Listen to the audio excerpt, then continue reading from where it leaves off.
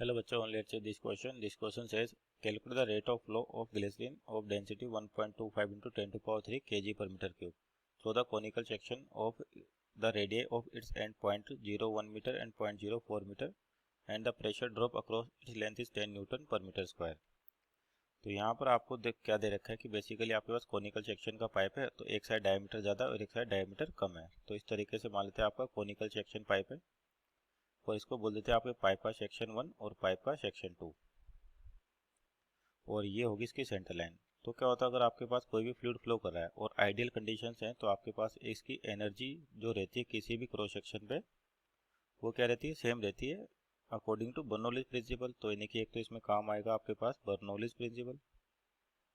Basically energy conservation ही हो रहा है आपके पास यहाँ पर, लेकिन फ्लूइड के केस में क्या लिखा जाता है इसको, बर्नौलीज थ्योरम या बर्नौलीज प्रिंसिपल।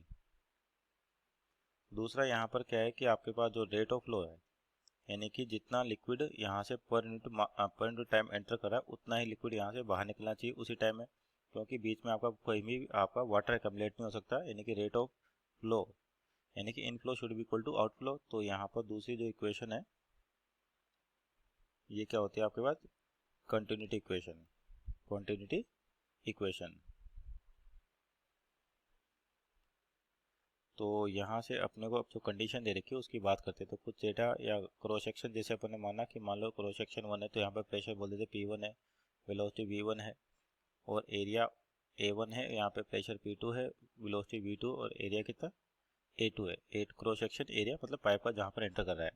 तो पहले तो कंटिन्यूटी इक्वेशन को देखें तो आपके पास फिक्स है कि A1 V1 बराबर क्या होना चाहिए, A2 V2 according to continuity.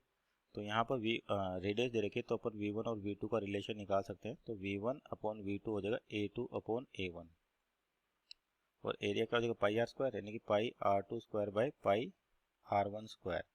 तो R2 की वैल्यू कितनी 0.04 और R1 कितना है 0.1 और इसका square pi pi cancel out हो जाएगा तो ये होगा 4/25। Equation number 1। अब यहाँ पर दूसरी जो कंडीशन आएगी वो कौन सी आएगी, बर्नौलीज प्रिंसिपल की। उसके अकॉर्डिंग जो आपके पास pressure total energy of flow होती है किसी भी क्रॉस सेक्शन में वो कांस्टेंट होती है और लिखी कैसे जाती है, P1 half rho V1 square plus rho GH1 equal to P2 plus half rho V2 square plus rho GH2। तो ये है क्या, basically pressure energy point volume, ये है काइनेटिक एनर्जी पॉइंट वॉल्यूम और ये पोटेंशियल एनर्जी पॉइंट वॉल्यूम। तो horizontal case में क्या होता है आपका H1 H2 बराबर है तो पाइप के लिए ये चीज़ें तो कैंसिल आउट हो जाएंगी। तो P1 और P2 को इधर लेके आए अपने पास तो P2 इक्वल टू कितना हो जाएगा यहाँ पर 1/2 रो V2 square minus V1 square. और आपको प्रेशर डिफरेंस दे भी रखा है कितना है 10 न्यूटन का।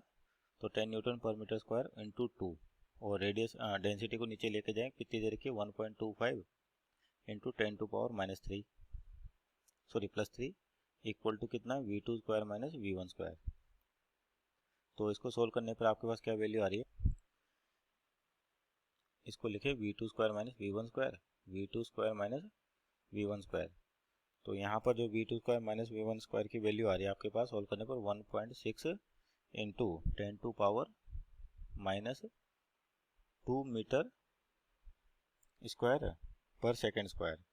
तो V2 स्क्वायर माइनस V1 और अपने पास V1 V2 का रिलेशन है तो वहाँ से अगर वैल्यू निकाले अपन तो आपके पास रेशो है V1 अपॉन V2 4/25।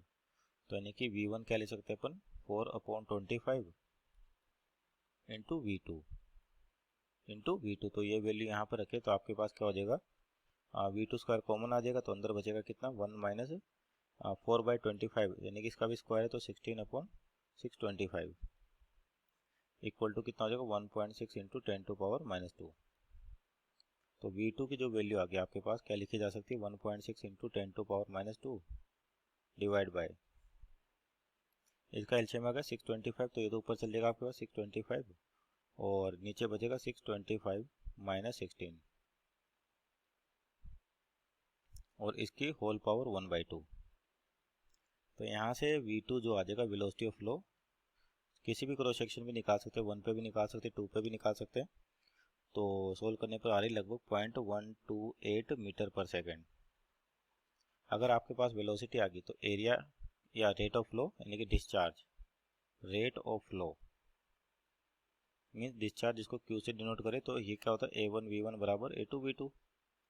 अब अपने पास V2 निकाला है तो अपने पास यहाँ पर वैल्यू भी किसकी यूज़ करें, एरिया 2 की, यानी कि पाई R2 स्क्वायर, और R2 कितना 0.04 स्क्वायर इंटू V2 0.128। तो यहाँ पर जो आपके रेट ऑफ फ्लो यानी कि डिस्चार्ज आ जाएगा कितना हो जाएगा 6.243 इंटू 10⁻⁻⁴ मीटर क्यूब पर second. So this is our final answer 6.43 into 10⁻⁻⁴ meter cube per second. Hope you understood well. Best of luck.